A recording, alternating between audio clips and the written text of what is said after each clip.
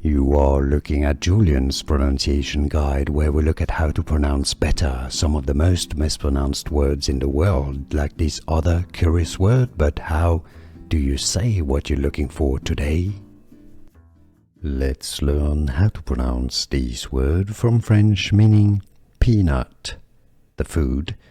How do you say peanut in French? It's similar to Spanish. That's a name from South America, from the Aztecs, I believe.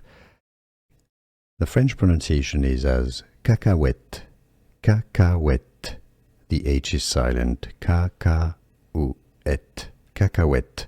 Now, if you have several peanuts, the plural, you add an S at the end for the spelling, but the pronunciation doesn't change, so it's still cacahuète. Okay, it's not cacahuètes, still cacahuète. So if there's only one or several, cacahuète is how you say peanut in French. Here are more videos on how to pronounce more confusing words and names too many mispronounced. Like this video if you found it useful. I appreciate your support. I'll see you soon and thanks for watching.